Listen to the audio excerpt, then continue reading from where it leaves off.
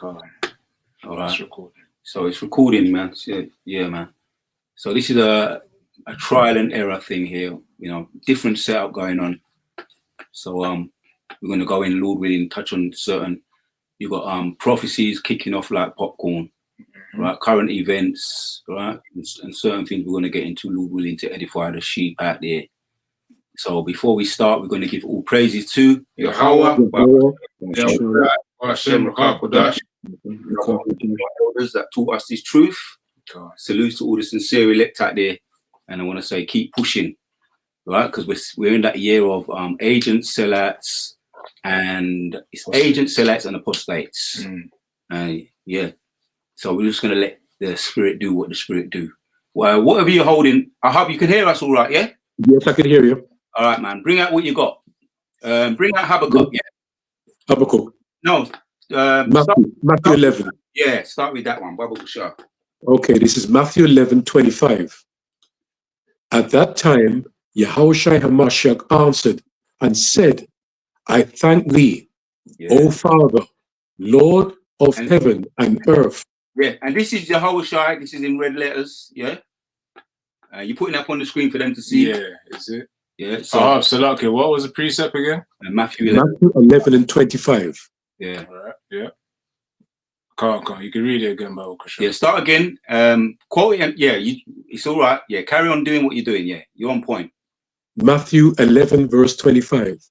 Yeah. At that time, Yahushua HaMashiach answered and said, I thank thee, O Father, Lord of heaven and earth, because thou hast hid these things from the wise and prudent, and hast revealed them unto babes. And the babes are our elders and apostles and their elders that taught them on down, right? Which we're the results of being taught by our elders and our apostles and the big brothers and the bishops, and we can be included in that too. So we are thankful, you know, that he revealed this truth to us, you know. This is a beautiful thing, because a lot of, you know, we call them educated people with letters to their names. You got lords, you got bishops. They just introduced a new woman bishop, you know, which is prophecy, right? It shows that the unclean frog is exactly what the unclean frog is. It's an unclean frog. And they go and they have a hatred for the truth, a hatred for God, for the Most High, and that's what which is the Christian church. You know, the likes of vocab, people like him, you know, and the scriptures hasn't been revealed to them. Which the only way that they can get a look in, we was talking before, you know, we started. The only way that they can get a look in is to look over the wall and, you know, say nasty things like scoff and hateful things, because that's what happens to people when they're locked out of the temple, which Esau is locked out of the temple. So read that again, the same one. Matthew 11:25. Yeah. At that time, Yahushua HaMashiach answered and said, I thank thee, O Father, Lord of heaven and earth, because thou hast hid these things from the wise and prudent, and has revealed them unto babes. Yeah, and once again, because the wisdom of this world is what people believe is their salvation. You know, getting letters, getting OBEs, getting in the entertainment world, getting nominated for, you know, you've been nominated for the greatest actor, actress, singer, writer, right? That's what they believe, that's what they aspire to. So we are thankful that the Most High revealed it to us, and if we endure to the end, there's a lot more to come, which we're going to get into. So this is Lord willing, you can see everything all right. You know, once again, this is trial and error, that you can see all the scriptures coming up on the screen, and so you can be able to follow on along with us. Got a link into a harsh precept in Matthew 11:25. This is 1 Corinthians 1 and verse 27. It says, but the Most High hath chosen the foolish things of the world to confound the wise, and the Most High hath chosen the weak things of the world to confound the things which are mighty. Yeah, go on. Cool. So yeah, as it said the Most High has chosen the foolish things of the world, because really, we're perceived as fools because of what we believe and how we operate as well. Because people of the world, they think this doesn't make sense if you don't have this, but really we operate on faith. It's not always this evidence-based type of thinking that we operate on, because really the only evidence we need is that of Yahweh Bashim Yahushua that we have faith in. So that's seen as foolishness to the world. But remember, we know what the scriptures say about that. It says the Most High has chosen the foolish things of the world to confound the wise, the so-called wise ones, the intelligent ones, who are in their own fields. But really all of that, the Most High would then surprise them, saying, no, you thought you knew what would happen, but no, you didn't know what would happen. Yeah. Especially if you ain't got the understanding of the scriptures, you're fools in the eyes of Yahweh Bashim Yahushua. Yeah. It says, and the Most High has chosen the weak things of the world to confound the things which are mighty. That's why the physical appearance of man doesn't matter. It's about the spirit that Yahweh Bashim Yahushua has chosen, to be a minister, in this truth. Yeah. So that's the point right there. And as so-called black people, which they put us in that same category, which we know we're not, but we're not in that category as black people or ninjas, but they put us in that category. They look down upon us. And I remember once, well, not once, more than a couple of times, I had some, you might say, nice little dialogues with my mum's pastor back in the day. We were talking some things, Christianity, that was all off. Certain things we learned that was off. When, I'll be talking to him and he said, well, I went to the college and, to get I've got my, what they call that thing there, the pastors have the vicar thing, right? The collar, the collars. And in order to get that collar, sometimes you may have seen priests and whatever, priests and the Catholic Church priest with the collars around in it. They have to go and get letters for that, a certificate for that. So they believe that they've made it. My mother's pastor. And what's the likes of that Volkan Milan? What does he call himself again? People like Volkan Milan, the Christian apologists. Yeah, the apology. Yeah. So while we're setting this up, we saw there's always new things coming up. Let's just touch a little bit on that because it kind of made me want to bring it out. What the Sarah Malali? There's a new they call it a breakthrough. Right? Read it. Just read what it says. If you pull it up on the screen for them to see. Come on, I'm just seeing it right now. All right. Let's see the BBC News one. Hold on. It's kind of on point, the subject what we're talking about. All right, let's see this. And we don't got to go too much into it, but just show them for them to see, because it's in line with the devil revealing his horns, the beast revealing his horns. Come on, it says it in a BBC News article. It says, I will speak out on misogyny. First female Archbishop of Canterbury says. And it says it, the first, and this was uploaded 28th January 2026, which is very recent. It says the first woman to lead the Church of England has said she is committed to speaking out about misogyny where she sees it. Dame Sarah Malali, or Mullally, has been officially confirmed as the 106th Archbishop of Canterbury in a ceremony rich with centuries-old tradition at St. Paul's Cathedral. Yep. All right, pull it down. We don't got to spend too much time on it. We just wanted to make the point to back up our point, unless you got anything to say. But I will say this, right? A lot of them nuns, she probably was a nun. She's probably, I say the word, alphabet woman or a butcher. That's what they say in America. They call them butchers. You know what I mean? Like woman. What the scriptures say about that? Anyway. And she was nominated probably because she was a very good butcher. And I remember in the 50s, early 50s, not that long ago, they had when had the Native Indians in Canada. There's a lot of these people, by the way. Reverends and in the Catholic Church. And I keep mentioning he keeps coming to my mind. Kevin Annett, who was once a priest in the Catholic Church, he'd be exposing a lot of these people, what goes on. And all the misogyny. She says she's going to speak against misogyny, right? Because she's probably going to speak against, but it's even more of an abomination anyway. Because there's a precept. A lot of them women, nuns, they're the most wicked. They done a whole heap of wickedness to the Native American Indians in the in the residential schools. God. They be foul, but they be hiding it behind that Yeah, yeah. that collar. One of them, one interview I watched it. Right, this was a little while back before I was in the truth, and he the young at that time he was a young either Gadite or Rubinite, and he explained he used to see young 4-year-olds, 5-year-olds get kicked down the stairs, just get kicked down the stairs. They'll have them, they'll put them to the top of the stairs, and a nun would be on the top of the stairs. Right, you can pull it up. Probably even there's something called the ninth circle. Yeah. Right, something that was it Gary Glitter was in, Jimmy Savile was in. Right, The Ninth Circle of Hell. the ninth circle, where there was a whole heap of abuse.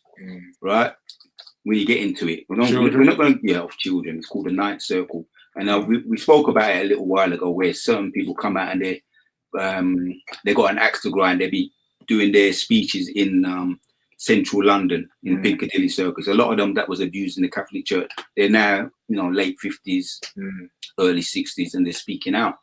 The atrocities. Kevin Annett was a spokesman for these people. But anyway, the point is, a lot of these women, they're the most wickedest, man. Yeah. Women nuns, the most wickedest. And I made once again, I was talking to my pastor, and he said, "You haven't got letters, in so many words. You haven't got letters. In other words, who are you?" But a lot of you are wicked, man. And my mum used to tell me, my mum saw some things and I said, "So why you keep going back there?" Yeah. You understand? Why you keep going back there? That's a good point. Yeah. They like to pocket your money. They're always asking for extra money for this, for that, what they call it, tithes, but they want on top of it, out of context. You say you had something? Come on, I got a precept. This is 1 Timothy 2 and verse 12. It says, I'll start from verse 11. It says, 2 Timothy 2 and 11, let the woman learn in silence with all subjection. Beautiful. I suffer not a woman to teach, nor to usurp authority over the man, but to be in silence. Yep. And of course, considering, she's this woman, Sarah Mullally, she's the new Archbishop of Canterbury, relating to the Church of England. She's not supposed to be in that type of position. Now, of course, it's a vanity as well, because we know they serve idols. They refer to, they call on the name Jesus Christ, which again, that's the reason why it's a vanity as well. But nevertheless of that, any form of authority, a woman is not supposed to be in that type of position. Why? Because the scriptures say so. And of course, the scriptures are the words of Yahweh Bashim Yahshai. So I'll read it again from verse 11. 1 Timothy chapter 2, verse 11 to 12. Let the woman learn in silence with all subjection, but I suffer not a woman to teach, nor to usurp authority over the man, but to be in silence. So all these women thinking of their empowerment. She's saying that she wanted to speak on, the so-called misogyny, which really is just defense of women. That's really what she's coming at here. So-called equal opportunities, they call it.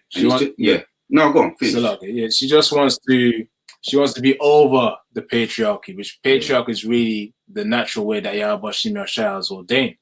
For the man to be above the woman, and of course for the Yahushua to be above the church, and of course Yahweh is above Yahushua, and that's the order. Yahweh, Yahushua, and of course the men, the Israelite man, then the Israelite woman, and then the children after that. Yeah. All right. So get Revelation 16.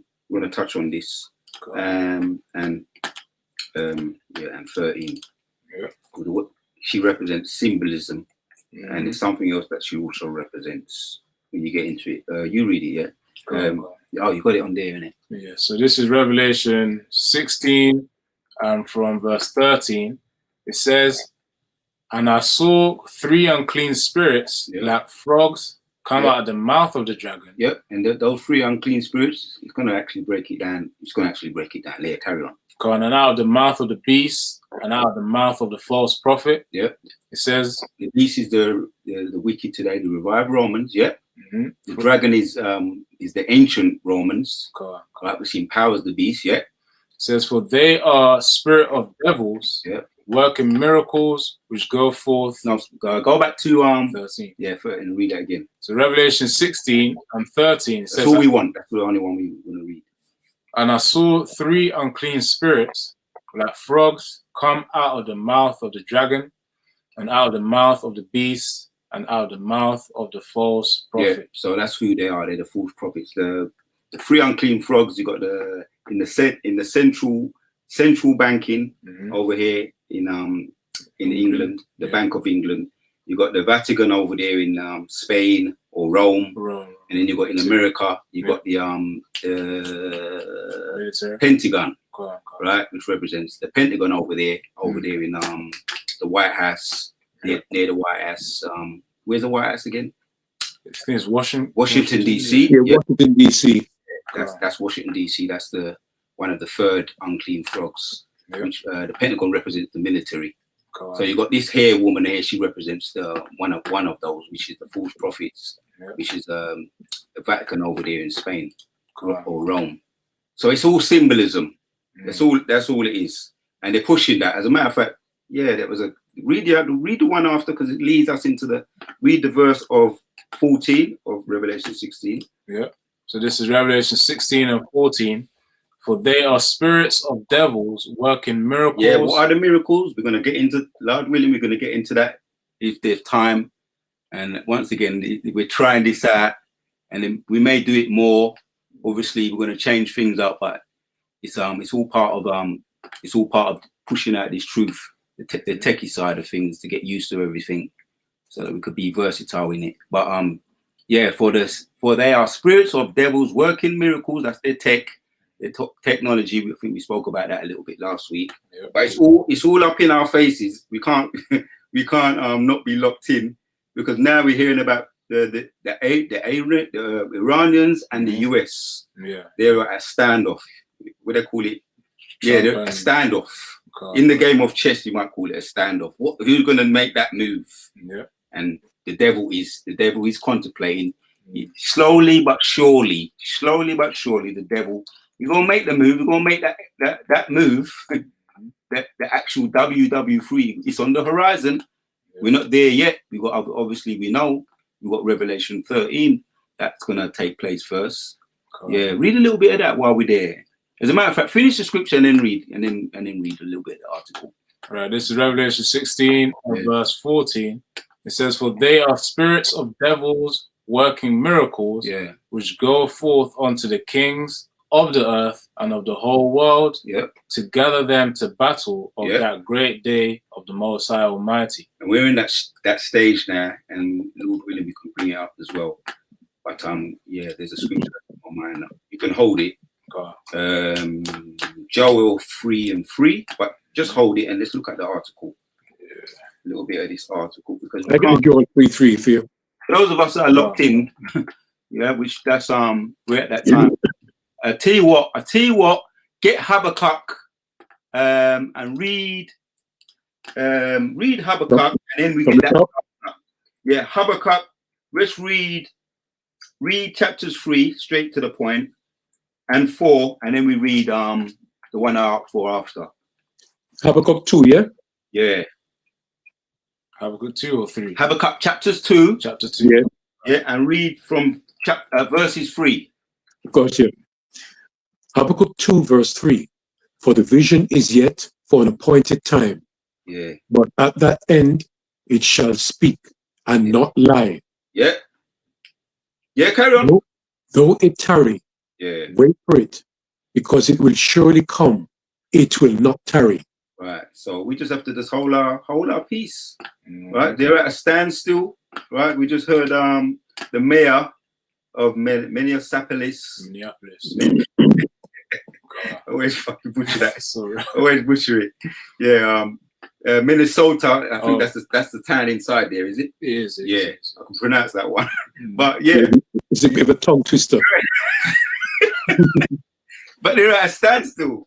You know what I'm saying? And it's good to see that, right? Because that's the Egyptians going up against the Egyptians. Yeah. So it says so that's his name, Jacob Frey, right? And they're at a standstill. Lord, we can get into that as well. ordered federal authorities to work on eventual crackdown plan for immigration agents in Minnesota. Yep. So he's really he's supposed to be juiced in, but he's not. He's up, man. Yeah. Once again, it's what you call a standoff. It's almost like a checkmate. Not quite, but it's yeah, he's not allowing it. He's not standing for what's going on. They had they had a woman that was killed. What was her name? Renee Good. And then they had another guy who was supposed to be a doctor. Which anyway, nobody don't get deleted innocently. But that was Saturday gone. Yeah. And it's mainly what's getting taken out, which is a beautiful thing. That's Deuteronomy 30:7. It's Edomites. Yeah. They started off with, if you remember, I remember my brother reminded me over there, the head of Chicago camp. He was talking about late last year, could have been mid last year, when they was getting Jakes, particularly the Northern tribe, putting them on ships, cargo planes, and handcuffing them, and then they found a whole heap of bodies that just kept getting swept up at the shores of America, certain shores of America. So they ain't playing. So, but in Minnesota, they're saying they want to target cities, certain cities, the smaller cities, so that they it's easier. Because obviously we know who the targets are. We know who the targets are. So yeah, read 3 and 4 again. All right. Habakkuk 2, verse 3. For the vision is yet for an appointed time. Yeah. But at the end it shall speak. The video we did a little while ago was Jacob trouble his hair. Yeah. Land backing off our elder, what our elder Tahar said, and a lot of other big brothers are saying, which we're all going to be in agreement because we're locked in. Yeah, it was 3 and 3. It's exactly what you're saying. Carry on reading there, where you was, Ahab. Yeah. Let me start again. For the vision is yet for an appointed time, but at the end it shall speak and not lie. Though it tarry, wait for it, because it will surely come, it will not tarry. Right. So it's here. It's here. It's a waiting game, as our elder Gabar usually says. It's a waiting game. And yeah, we don't mind, because as we've done this before.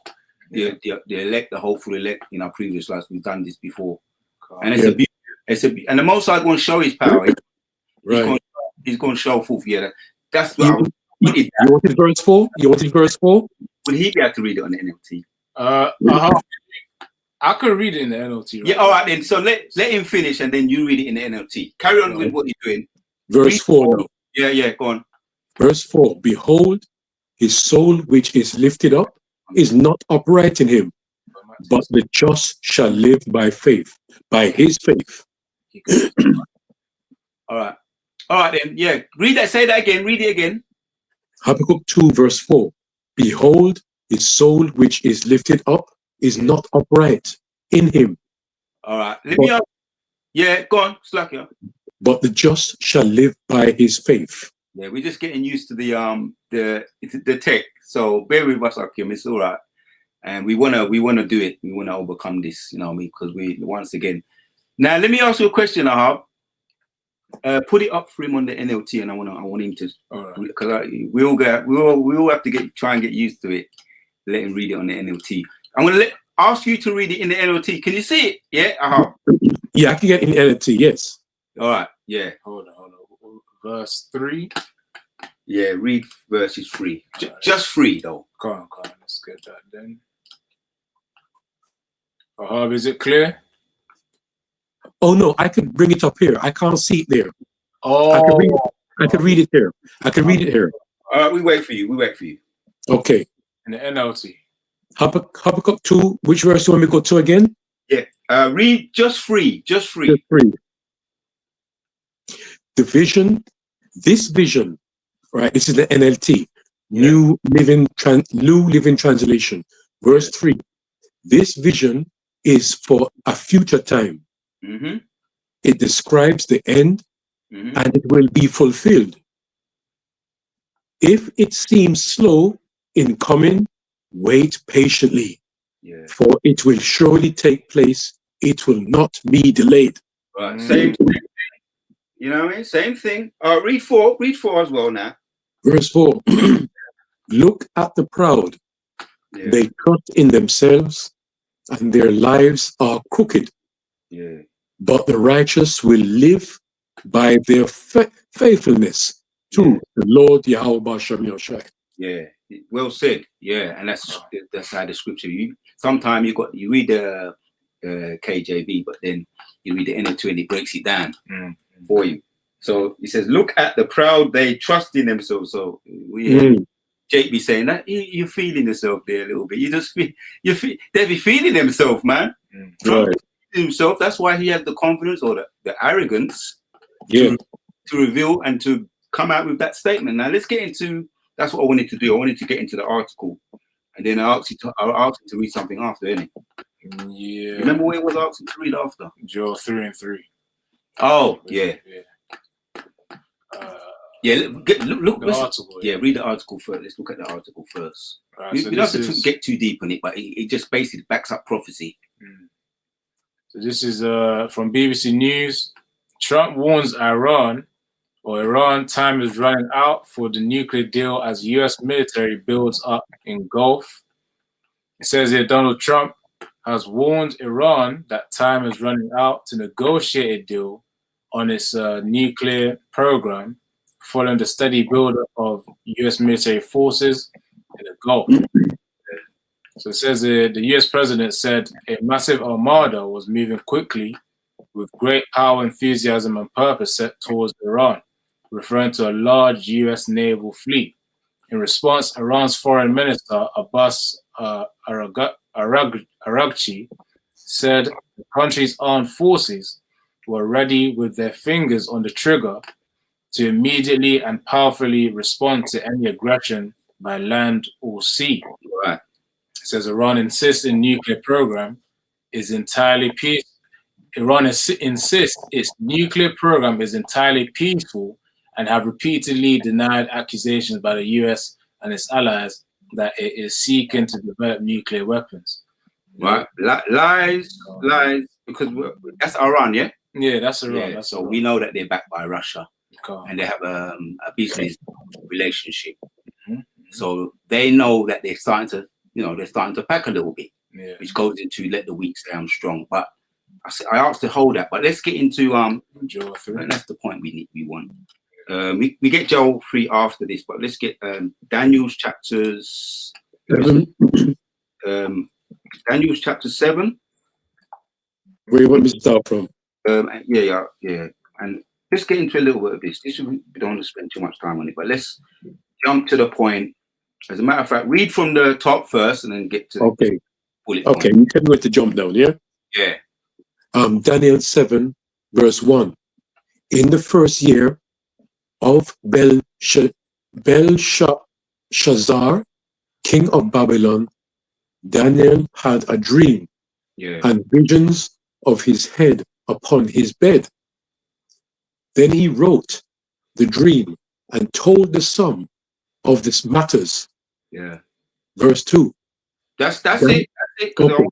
So Belshazzar was the one that was taken down by Darius, right, which was the Mede. Oh, Darius the Mede. Yeah, the Mede, yeah. And he was the last king that ruled in Babylon before the Medo-Persian Empire. So just to give you some context on that, some historical context, this Daniel breaking down the dream to Nebuchadnezzar. Jump down to, now it brings us up into a bit of modern prophecy. If you jump down to 20. Right. Verse 20, Daniel 7, verse 20. And of the 10 horns that were in his head, and of the other which came up, and before whom 3 fell. The 10 horns represent you got the Europeans, the EU, right? Today, which we know that they're fragmented, which goes into Daniel chapters 2, around 35. That's the feet of the image, Yeah. Right. So that's the EU. They're fragmented. That's the oil. I say oil and water don't mix. Clay and iron, right? Don't mix very similarly. Yeah. So yeah, that's the 10 horns. Carry on. And before whom 3 fell. Yeah. The three that fell was the French, the British, and the Spanish. Which the French was the king at that time, or the head of the empire at that time was Napoleon. Yeah. And carry on. And the 3 that fell, is Spain, was Isabella and Ferdinand, and England as well was one of the 3 that fell. Carry on. Even of that horn that had eyes and a mouth that spake very great things. Yeah. Carry on. Whose look was more stout than his fellows. Yeah. And we know that it's talking about America. It's talking about that fell, that the little horn is that is more stout than his fellow is America. Right? Yeah. This is what we're seeing here. He's stout. As a matter of fact, let's look up the word stout. The word is stout. For those that may not know. Stout than his fellows.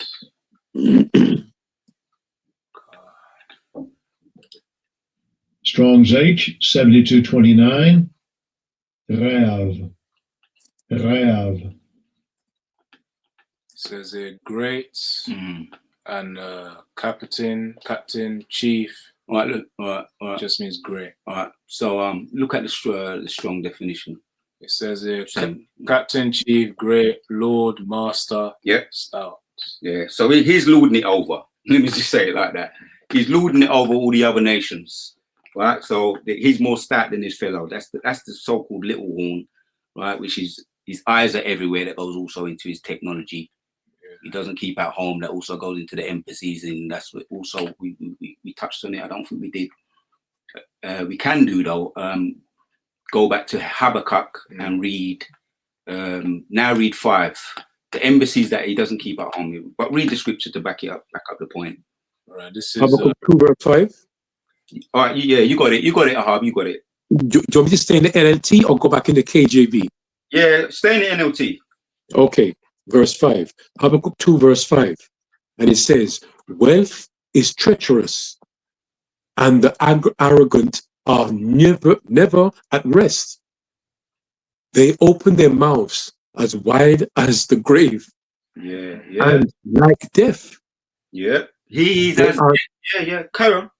They are never satisfied. Yeah, in their greed, they have gathered up many nations and swallowed many people. Yeah. Oh, yeah. All right. Then read it now.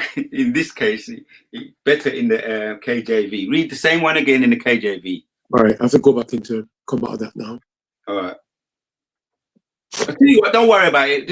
It's on the screen. You read it. This is Habakkuk 2 verse 5 in the KJV. It says, yea, also, because he transgresseth by wine, he is a proud man, neither keepeth at home. And we know what the wine represents. For those that don't know, it's the philosophies. Yeah, so it's just the same way as you drink wine, you drink too much of it, you start getting clouds your mind. You don't know whether you're coming or you're going. Right. You get drunk. That's what happened. This is what's happening with Trump. He's more starting his brother. Yeah. Nero 47. I've been hearing that. So it's the same thing. Yeah. Read it again. So it says Habakkuk 2 and verse 5, yea, also, because he transgresseth by wine, he is a proud man. He goes off. He's gone off on his own philosophies. He's feeling himself just a bit too much. And we're still at the early stages yet, because he hasn't popped off. There's a standstill. There's a standoff. There's a lot of propaganda is what's building the momentum. Yeah. The fighting talk. Yeah. It says he is a proud man, neither keepeth at home, who enlargeth his desire as hell. And what did they say about he wanted to go to Greenland? He said, if you come peacefully, Greenland now, where he enlarges his desires. If you come peacefully, put up your hands, wave the white flag, is in so many words, it's propaganda, then we won't take it aggressively. We won't take it by force. Yeah. So that's the kind of attitude, you know, the scriptures be breaking it down perfectly. Yeah. Says, who enlargeth his desire as hell and is as death. Hell, there's another word for hell, bottomless pit. Yeah. Yeah. Right. And I Great, think and I think it did break it down nicely when it said in 5, the wealth is treacherous and the arrogance are never at rest. They open their mouth as wide as the grave, right? The bottomless pit, right? It's a bottomless pit, man. Yeah. Saying, I've got a precept there to back that up. yeah, we're gonna get your precept after. Carry on with this. It says, he enlarges his desire as hell Yeah. and is as death and cannot be satisfied, Yeah, but gathereth unto him all nations and heapeth unto him all people. he's as death because everywhere he goes, he leaves a trail, a trail of death, a trail of destruction. What is he? Yeah. In the it's gonna come to me. The Planet of the Apes, 1968. Yeah. You know, be careful of him. You know, in so many words, he is the harbinger of death. So he's a trail of destruction wherever you go, wherever he goes. Yeah. What? Bring out what you got, Ahab. Bring out what you got. Proverbs And 6. I'm getting used. You brothers who know me. No, I'm more of a. I'm getting used to looking at the computer, and there's no eye contact with me and Ahab. But I'm looking at the computer, but I can hear you clear, loud and clear. Yeah. So bring out what you got, Ahab. Proverbs 6 and 16. All right. These 6 things doth the Lord hate. Yea, 7 are an abomination unto him. Yeah. Here we go now. A proud look, a lying tongue, and hands that shed innocent blood, Yeah. and heart that deviseth wicked imaginations, feet that be swift to run to mischief. Yeah. See? Yeah, that's it. That describes him there. It's self-explanatory, but it describes him. And in the church, we wouldn't have known. No. No, it's just a people. It's just humanity. It's the wicked humanity. But it's describing who we know it's describing is the Edomites, right? Which go back to the seed of Esau, which are the white man today. And if you can receive it, it also goes back to Cain. He rose up and slew his brother Abel. So he's been a bloodshedder from the beginning. The scriptures say that. And he's a harbinger of death, and he's a fugitive that is going to eventually be bound up. And let's get into some of the prophecy now. Revelation. Anybody? Yeah, you can put it up on the screen. Revelation chapter 6. We're gonna get 4. Verse 4. You can read it, Baba Kusha. Right, this is Revelation 6, and starting from verse 4, it says, and there went out another horse that was red, Yep. and power was given to him that sat thereon. And when we was younger, the devil that was described to us as the red devil with horns. But it's kind of close. But he's definitely is talking about the red horse, which he's red. His color is red. Right. Yeah. There you go. Okay. It says, and Revelation 6 and 4, and there went out another horse that was red, and power was given to him that sat thereon to take peace from the earth. And that's exactly what he's doing. He's perfect in his assignment. He's carrying out his assignment. He's on point with his assignment. He's in order. That's the word I was looking for, because the Most High gave him power to take peace from the earth, and he's got the power. He's yielding it, and he does say it there as well, doesn't it? It says to take peace from the earth, and that they should kill one another, and there was given unto him a great sword. Right. When you go back to Genesis 25, 25, it talks about the sword, which the modern day sword is what today? The gun. And there's other things now, which surpasses the gun. We spoke a little bit, was it last week or it might be the week before, about the sonic wave. Oh, sonic weapon. Sonic weapon, the sound energy, direct energy weapons, which is just yes.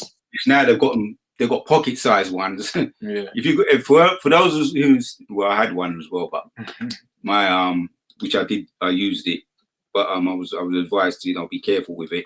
And even if you got one, a microwave, when you use it, just don't go too close. I've heard some things about that. Just to throw that out there, because all it is radiation.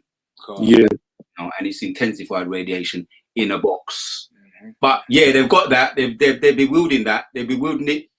And when you get into it, they've actually tried to shoot down so-called aliens, which we know. Oh, the chariots. We know it's the angels of the Lord. They've actually tried to use it, which they call it energy. They call it Olden minute.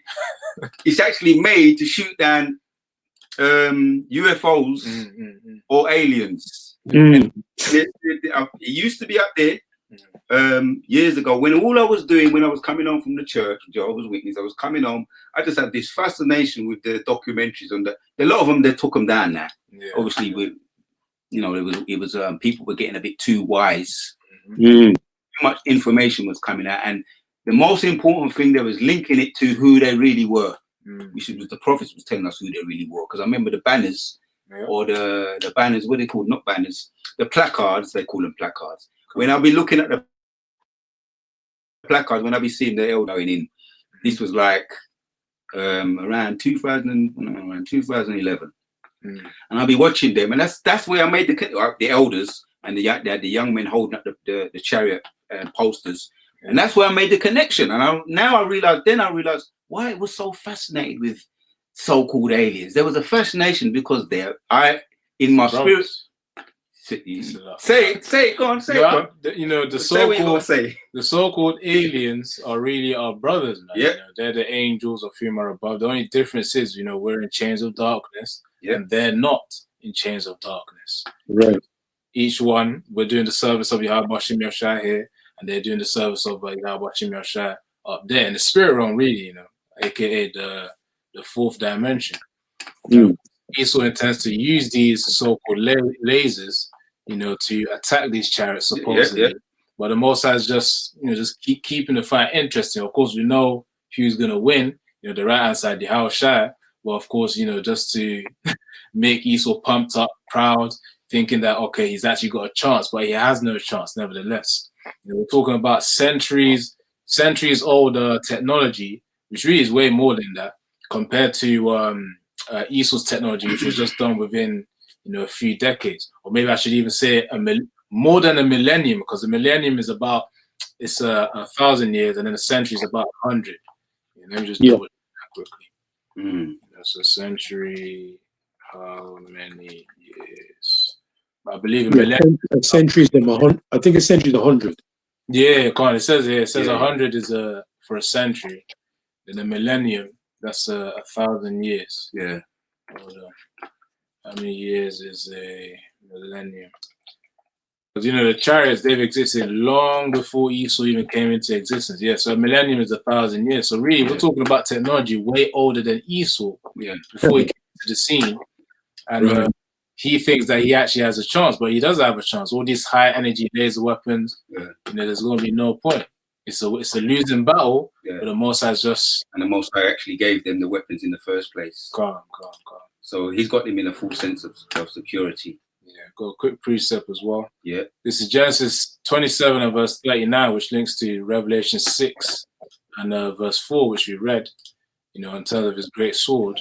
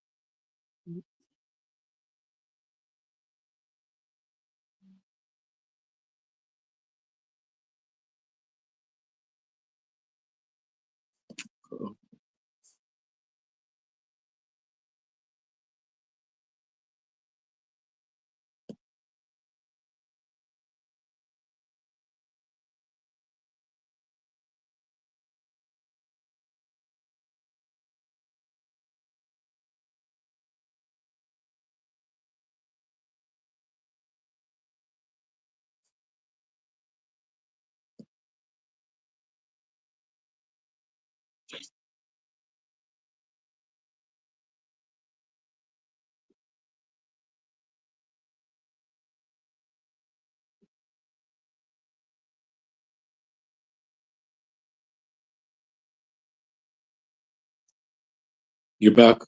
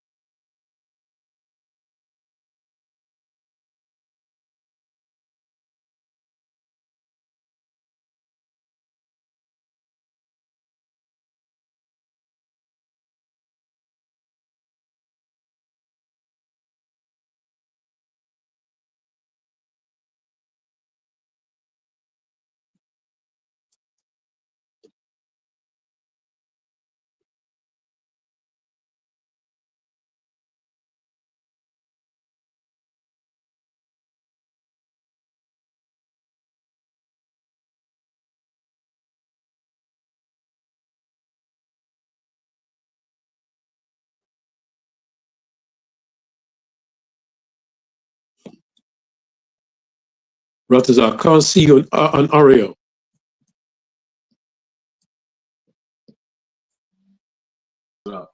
Yeah. Can you hear us though? That's better. That's better. I get back again. Yes. Get back. Could you hear us before though? No, couldn't. You couldn't hear us Oh, before. you couldn't hear us, No, couldn't. Oh, but you could damn. see us though. No, I couldn't see you. You couldn't see us or hear us. No. Oh, All right, damn. it's all right. We'll read it again. It's all right. We'll read it again. Yeah, all right. We do it again then. Right. So this is Genesis on Revelation 6 and 4. Based on a great sword that Esau had, this is his blessing. So this is Genesis 27, starting from verse 38. And Esau said unto his father, hast thou but one blessing, my father? Bless me, even me also, O my father. And Esau lifted up his voice and wept. And Isaac his father answered and said unto him, behold, thy dwelling shall be the fatness of the earth and of the dew of heaven from above. And by thy sword shalt thou live, and shalt serve thy brother. And it shall come to pass when thou shalt have dominion, that thou shalt break his yoke from off thy neck. But the point really is in verse 39, where it says he's going to be blessed with the fatness of the earth. You know, again, he's called the prince of the power of the air, which was the precept that I was going to get in Ephesians 2 and 2. Yeah. It says in Ephesians 2 and 2, wherein in time past ye walked according to the course of this world, according to the prince of the power of the air. That's a title for Esau, in reference to him. Yeah, The spirit that now because he controls those things. They're under his influence. Yeah, go on. Yeah. The prince of the power of the air, especially where it's got all these fighter jets as well. Yeah. So it says the spirit that now worketh in the children of disobedience, and the children of disobedience are referring to Esau, Edom, vessels unto dishonor. All right, so let's get to back that up. Since you said that, it's kind of slightly different direction, but it's all right because it's still prophecy. Ezekiel 28, and we'll get into some of that because yes, if you are the prince and the power of the air, you definitely have some influence. Yeah. So anybody could read Ezekiel from 28. Read from the top.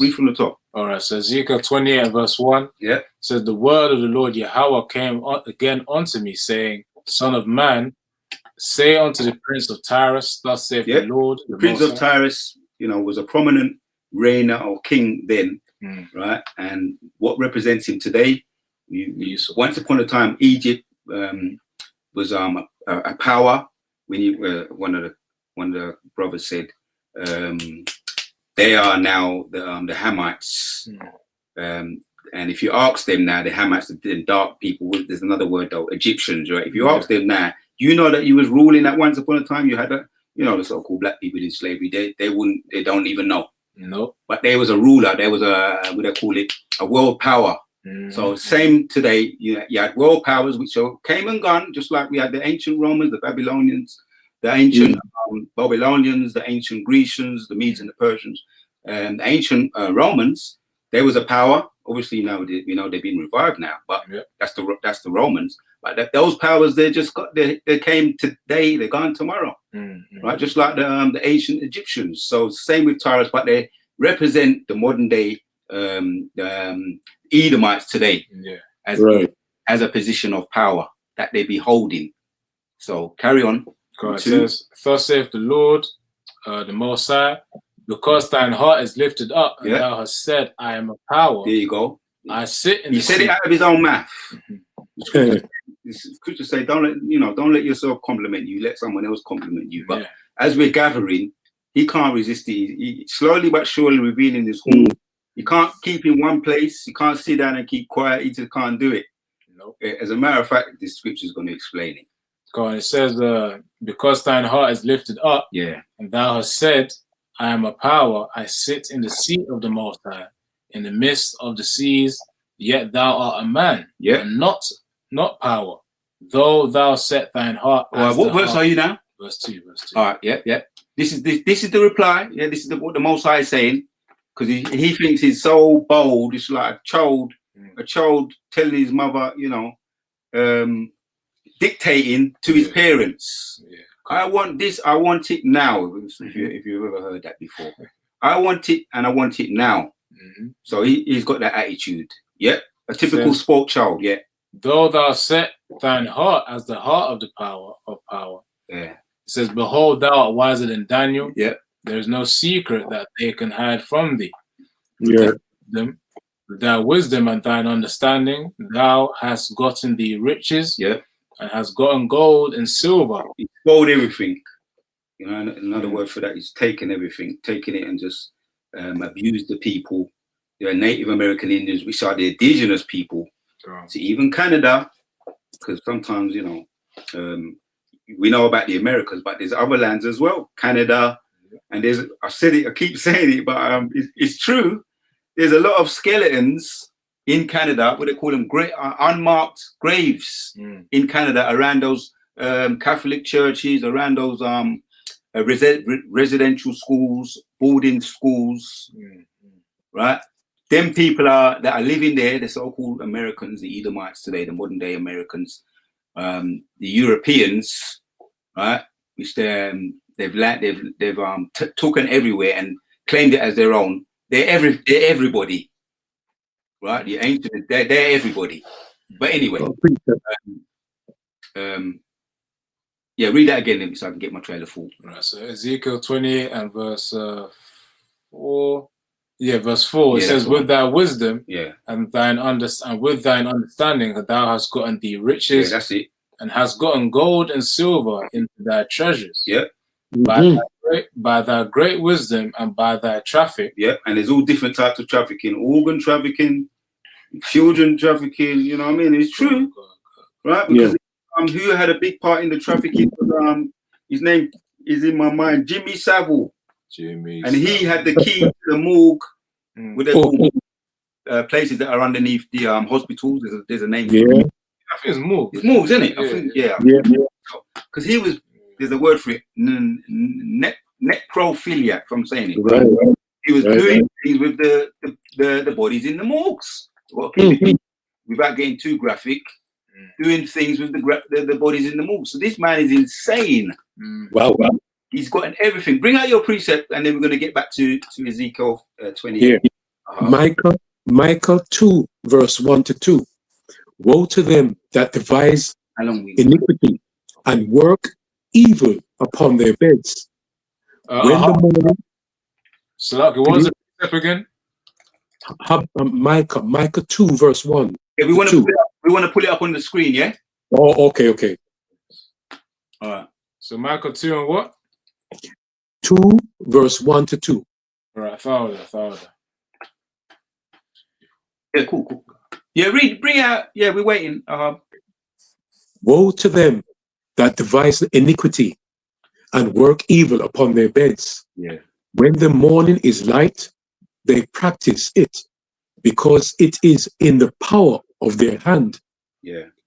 And to add what you said earlier, and they covet fields and take them by violence, and houses, and take them away.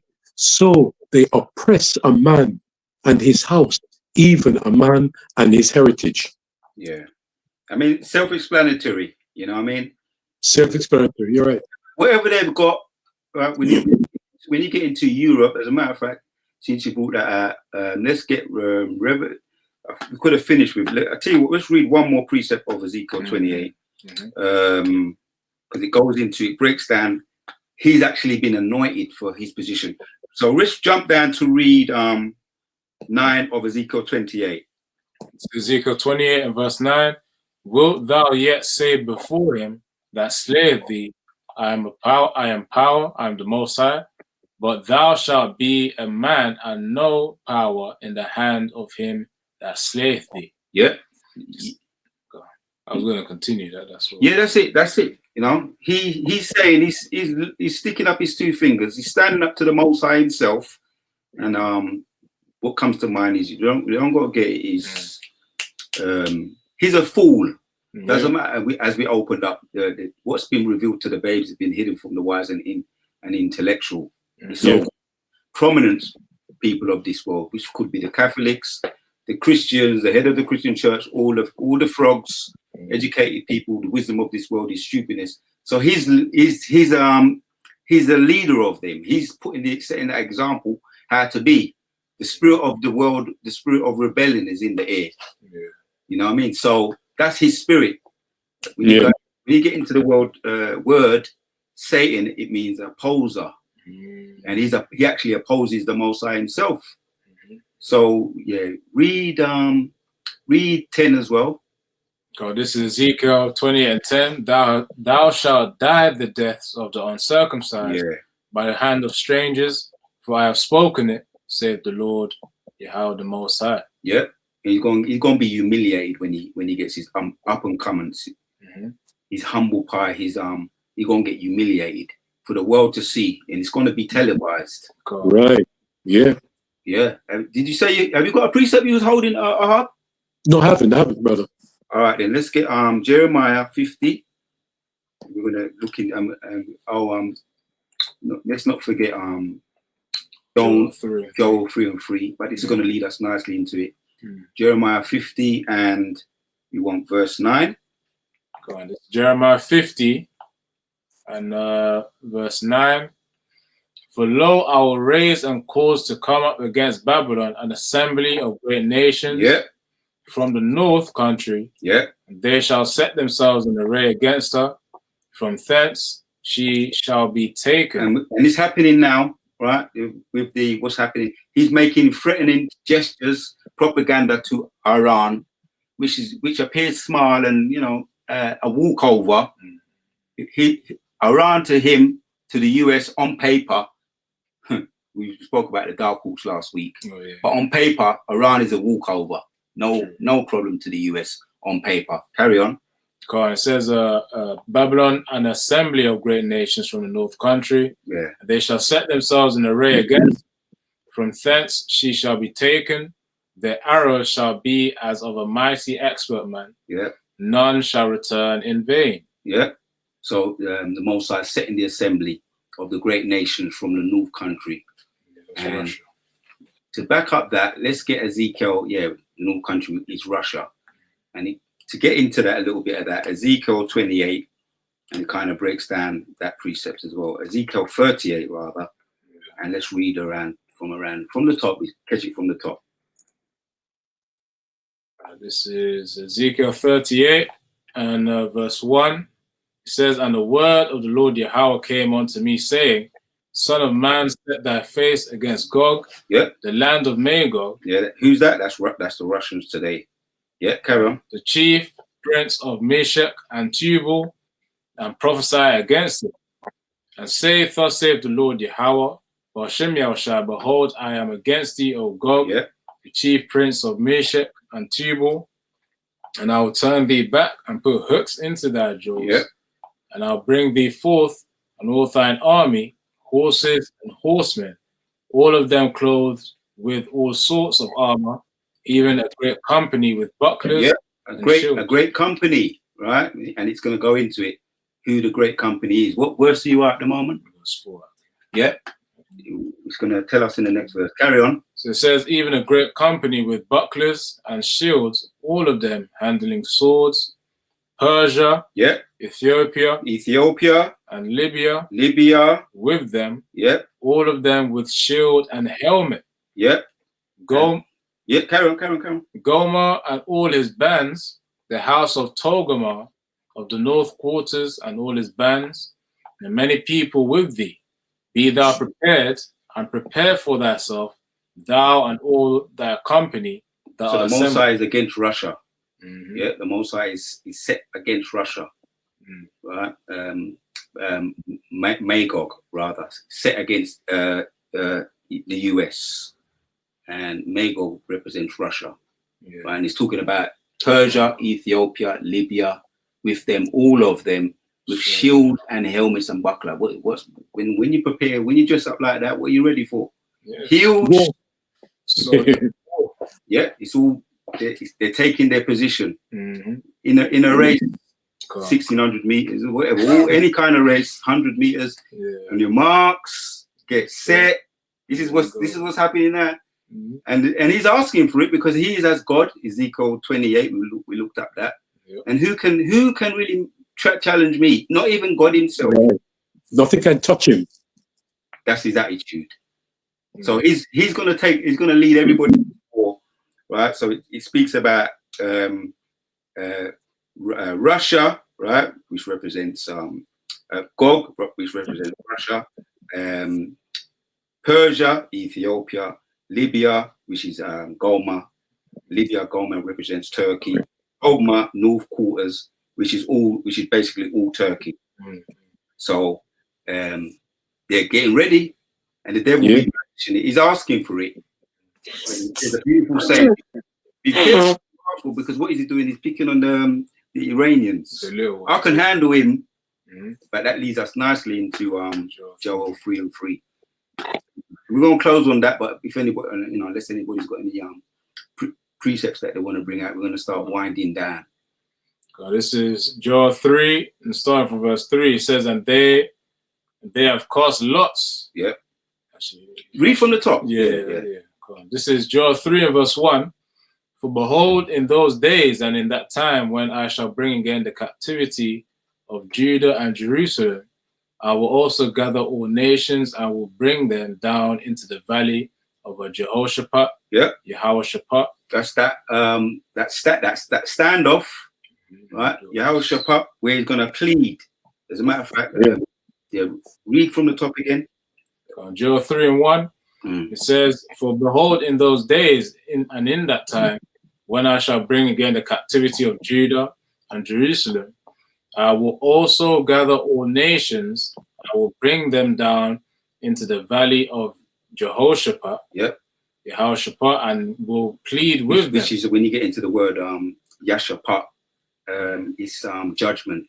Judgment. One of the first words that I learned, it was the curses. Shalak, wa bajum, wa mashapajum, on the wicked. Judgment. And he's going to so-called plead with them there, which we know there's no debate, there's no getting out of it. The Most I don't have to plead with anybody, as we done say already. It's just they're there to be judged, jury, and execution. Yeah. Because in courts, what they're saying about in courts now, they're going to take away the jury, which we've always had a jury in amongst us as a people, the Israelites. But the Most High don't need no jury, but he has angels. He uses them to send them out as hitmen. They don't, and when they come back, there's job done. He doesn't miss, but he even charges his angels with folly. But they're his vessels. They're his right hand side, just like his left hand side. So it means judgment. Yehoshaphat means judgment. Right? So he's going to bring judgment upon the wicked. Carry on. It says, "I will plead with them there for my people and for my heritage, Israel, whom they have scattered among the nations and parted my land." Yeah. It says, and so that's us. He's pleading for us. Don't get it twisted. When you put up your prayers, don't underestimate the hopeful elect we're talking about here, and we're the hopeful elect when you get into it. And we're prisoners of hope. So don't, as we've been always reminded, put up your prayers. You leave your yard, you put up your prayer, you give thanks when you come home in one piece. They're fighting for us. We fight for the Most High. In how we fight for the Most High is continuing with the assignments that he's given us, just like what they did in the times of Egypt. Moses fought for the Most High, and Joshua and Caleb fought for the Most High. The way they fought for the Most High was taking heed to the council to get up out of Egypt. And the Most High, he showed forth, he fought for them. Going through the Red Sea or the Gulf River of Suez, he protected them. And the ultimate blow was dealing with the enemy, the Egyptian enemy, military, and Pharaoh himself, the head of the military. Most High showed forth. He said it. He said, "Stand still and see the salvation of the Lord." We believe that. Right. For us, some people said on Saturday, he be fighting for you. You're totally oblivious to what's going on. You just come at the grocery. there was some kind of trap set for you. Let me just say it like that. Yeah. You know what I mean? A trap set for you of if let's get him to try and lose his cool. I've got a testimony, but maybe for another time. But I kept under control. You know, because they be watching you, people be watching us. Yeah. Let's see if we can get him to rattle his cage. But the Most High's got us. In the tube station when you were going, you know, that was a good one. In the tube station, right? Actually, when it's funny that the captain he said that when you go in the tube station, sometimes the train can stop underneath in the tube. You know what happened to me the following day? I forgot to say it. It happened twice. The next day. Or the tube driver. The tube driver stopped, but I don't know what reason it was. But anyway, I haven't got what they call it, claustrophobia. But it's a good thing I knew in my mind. I remembered that. I just kept it cool. I just said, said what I needed to say. The prayer in the Hebrew. Just looked into my phone, kept it cool, and I let the Most High. I was fighting for him the day before, and I said to myself, "Let him fight for me now, Lord." The faith got me out of it, and I was on time as well. It wasn't even late. So we fight for God, and you can fight for him. See it as a fight too, because we were made. If we are of the Alahayim, which we believe we are, the angels, we never hold no punches.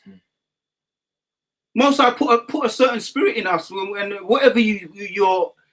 I say let me take my time with this and say it the right way. Whatever your forte is. You're excelling in that. Let me say it like that. Yeah. And don't underestimate what the Most High has given you, the ability that it's given you, and that includes every single last one of us. And it's right. And we say Yahushua is going to show forth. He's going to show forth as well by the we don't have to get it. Ezekiel 25. By the hands of my people Israel, we're prisoners of hope.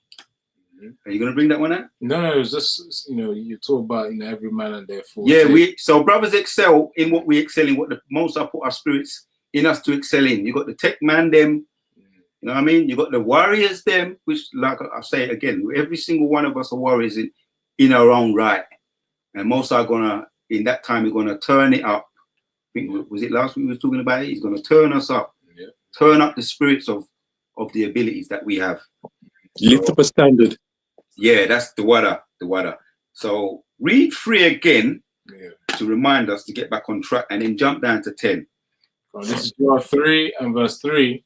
And they have cast lots for my people, and have given a boy for an harlot, and sold a girl for wine, that they might drink. This is jump down to 9 and then 10. This is Joel 3 and 9. Proclaim ye this among the Gentiles. Yep. Prepare war, wake up the mighty men. That's where we are right now. And the mighty men are the angels. You can also put the intercontinental ballistic missiles up in there. They're servants of the Lord. They're described as servants of the Lord. And the angels are going to direct them. As a matter of fact, the Spirit of the Lord is in them. So he's going to do what? Read that again. Joel 3 and 9. Proclaim ye this among the Gentiles. Yeah. Prepare war, wake up the mighty men. Yeah. Let all the men of war draw near. Yep, that's what's taking place right now. The stage is set in the cities, in the towns, in the states, over there in the Americas. There's holy infighting taking place, which is the Egyptians going up against the Egyptians. Cool. But that's just leading to the confusion that the Most High wants to take place. He must riff up the host of the battle, and for a kingdom to fall, that's how he does it. He brings in the confusion. When you look into a lot of the history with all of the great empires, was it the Medes and the Persians? They left in their big gated castle. Somebody, it was the Spirit of the Lord, didn't close one of the gates. So the enemy was able to sneak up in there. According to history, and obviously he had he said, look, there's a chink in the armor. So the Most High is creating a chink in the armor. Yeah, the infighting and confusion is the chink in the armor for empires. You can also put the Assyrian army up in there as well. One angel came and destroyed the time of Hezekiah rather. Hezekiah went and prayed. He said, oh, the Assyrian army are gonna come up against me. What can I do? And he put down, he had a prayer in writing, and he put it to the Most High. Sometimes you can do that too. That's another way of praying. Write it down, put it to the Most High on the altar, and the altar is you make your altar. You understand? We have altars in, you know, and we put up our prayer. You're the altar. Let me say it like that as well. Right, with the way you prostrate yourself to the Lord, turn to the right, and you put up your. And anyway, the point I was making was that Hezekiah, when he knew the king of Assyria was coming up against him, he prayed to the Lord, and the very same night, one angel came and destroyed 175,000 of the military, the Assyrian military. The angel he just dealt with them, and Hezekiah woke up. I'm just visualizing it. He woke up, went out and stretched, or maybe was peeping through the curtain. What's that? They all of them gone, all tents mash up, fire burn, everything mash up, everybody just broke up. God, I'm just visualizing it. And he just said, "Do what the hell about Shimon Shai? Do what the hell about his?" You know, all his family come and just. They had a feast that night, man. In the spirit, I'm just talking in the spirit. They had a feast that night. So that's when that comes to my mind, and also stand still and see the salvation of the Lord. But you fight in what the Most High, what He tells you to do. That's how you fight. You don't have to get over. Which that why the people are out there protesting, and what's going to happen to them? They're going to end up getting lumped up, beat up, and locked up. God. Did I say it right? I mean, different order, but it's still the same. Lumped up, beat up, and locked up. God. That's you know, that came to me. Lord, future lesson. A future lesson. And we don't do that. I have to strip it. In way of disclaimer, we ain't pushing all of that because it's just confusion, adding flames to the fire, and it's the Most High's will. This is His kingdom. This is Esau. Right. Yeah. Kingdom. Yeah. And we pray for the kingdom to go down. We pray for that confusion to take place. And as what one brother said, what we do, we do. What we do, we prophesy. And we add into it by prophesying. The vibration is enough. God. Yeah, man. So read 10. All right, bring out your precept then. Matthew 24, verse 20 to 22. But pray ye that your flight be not in the winter, neither on the Sabbath day. For then shall be great tribulation, such as was not since the beginning of the world to this time, nor ever shall be. And except those days be shortened, those should no flesh be saved. But for the elect's sake, those days shall be shortened. Yeah, self-explanatory. And the Most High speeding up the time for us. Yeah. I know you brothers noticed. You know, that's a beautiful thing. He's speeding up the time for us. But we, once again, stand still. We don't have to panic. Oh, let's go to Egypt. I've heard, heard about that, you know, in GLCC. And there's a whole heap of things was happening with GLCC. And people was panicking and trying to jump out the fire. And jumping out the fire, jumping into the frying pan. That don't get you nowhere. Stand. Most High, what do you say? Stand still. Stand still. Of the Lord. Yeah. So, yeah, bring out the last one. Right. So this is Joel 3 and verse 10. It says, beat your plowshares into swords and your pruning hooks into spears. The farming tools are horticultural tools, beating them into that's their weapons. They're weapons of war. As a matter of fact, they're farming weapons, beating into plowshares, making them into war tools. Yeah, instruments of war. Yeah, and who's behind it? The Most High must be up the host of the battle. Yeah. And these elites, aka Trump, Nero 47, he's just a puppet that he's using. His left-hand side puppet that he's using. And so he's in Trump is in order. Yeah. Now, Joel 3 and verse 10, beat your plowshares into swords and your pruning hooks into spears. Let the weak say, I am strong. Yeah, why is that? Because there's someone, the weak, you could put Iranians up in there. Yeah, they want to get their nuclear missile. Described as the weak, but they're really packing, really. I describe them as a dark horse. right? To eat, and it's actually, I'm not going to say it. Just carry on. Just going to explain it. God, it says, "Let the weak say, I am strong. Yeah. Assemble yourselves and come, all ye heathen, and gather yourselves together round about. Thither cause thy mighty ones to come down, O Lord. Yeah. Let the heathen Set the traps. Let the mighty ones to come down. Yeah. The weak setting the traps. Yeah. Let the heathen be wakened and Yeah. come up to the valley of Jehoshaphat. Yeah. For there will I sit to judge all the heathen round about." To be judged. Mashaphat, to be judged. It's a time of judgment.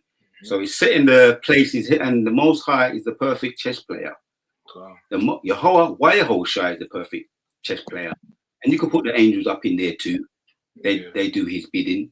They set in the stage. They position themselves in order to lure out which they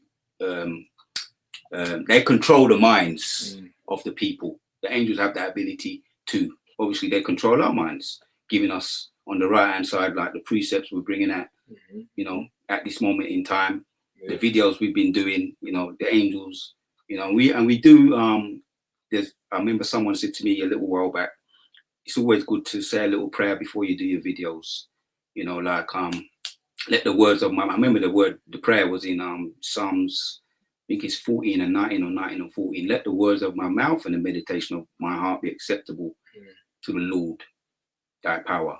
God. Words of King David said that. And it's all to edify. So it's the angels. Yeah. Angels be giving us the precepts, hence we give them to the same way our elders and apostles was teaching us. We're in the same spirit, bringing you Lord willing to edify the Akim out there. So the weak say I'm strong. The Russians, are backed by. As a matter of fact, you got something called the BRIC nations, right? The BRIC nations, which are, when you get into it, when you get into the BRIC nations, I'm gonna get into it here. The Alliance Foundation state for Brazil, Russia, India, and China, and formed a informational diplomatic club. So that's the weak saying I'm strong, united, coming together. Yeah, and that's what you have to do when you got someone who is a formidable force. Yeah, the bully. You need backup, and once again, it's the Most High. He mustereth the host of the battle. So that's how one example of how they're saying they're strong. So yeah, man. So the economy as well is being messed up. The US economy is being messed up, and there's certain, once again, they try to influence, how you say it, cyber attack the Iranians, just to give you an example, and it was countered by the magnetic, what do you call it? The EMP. The EMP. They tried to that's a cyber attack, isn't it? When you try to shut down their technology or the internet, but it was countered. So yeah, that leads me to believe there's something going on that the Iranians are packing a lot of things, and they keep it secret. But who are they backed by? The Russians. The Russians. That's what said why they're saying what they're saying. As a matter of fact, read the end of it. Right. So this is Joel 3, starting from verse 11. Assemble yourselves and come, all ye heathen, and gather yourselves together round about. Thither cause thy mighty ones to come down, O Lord. Yep. Let the heathen be wakened and come up to the valley of Jehoshaphat. For there will I sit to judge all the heathen round about. Yeah, that's the point right there. Go on. And so they're saying they're strong, but it's the Most High. He's playing the game. He's in control of the game, and he's the master chess player. So the weak now are saying they're strong. Yeah, and it's all to do with prophecy. But it's good. The devil's showing his horns slowly but surely, and that's all by design, because it's all prophecy when you get into it, and we touched on a little bit on it. But future videos, that's why we don't get involved, because these people on the streets now, they're talking about ICE. The mayor of Minnesota, which is in Minneapolis. Minneapolis. Wow. He's not happy. He's not towing the line. They wanna shut down ICE or be able to come back. They're coming back. They're building up a defense system because you got, if you saw it, there a lot of the citizens arming themselves. And that guy who got deleted Saturday, they say he was armed, although he wasn't brandishing it. They say that they're using that as an excuse that he was armed. Maybe he was, maybe he wasn't. But they said he was armed, and that was an excuse to delete him. Yeah. So the Most High is mustering up the host of the battle. But wherever way you cut it or slice it, we're on the horizon for the WW3. Go. And I've said my part, man. If anybody's brother's got any closing precepts or any final comments. Yeah, I'll just bring out this one. This is John chapter 10, verse 10. The thief cometh not but for to steal and to kill and to destroy. Come that they might have life and that they might have it more abundantly. So that's a reflection of Esau Edom's nature. To steal things, to kill, Jake predominantly, and to destroy things as well, man. And of course, all the actions of these Edomites, Native American Indians, the Latin tribes, and of course, even with Iran as well, and all these other heathen nations, it reflects Esau's actions on being the devil, man. So his horns are really being revealed here. To close out. Yeah, you can close out, man. So, Ahab, Yes. we're going to put him up, Bokasha. okay. Yeah, can you see us? Yeah, can you see Yeah, us? we can see you. We can still stay on here. All right, we can see you. So we're going to close up. We're going to close out now. Yeah. Right. All right. So Yaris is already found it edifying and exhorting. As we say, call Halayimna, Yahweh, Hashem, I once more double honors to the great apostles and the elder bishops. Shalom. Shalom.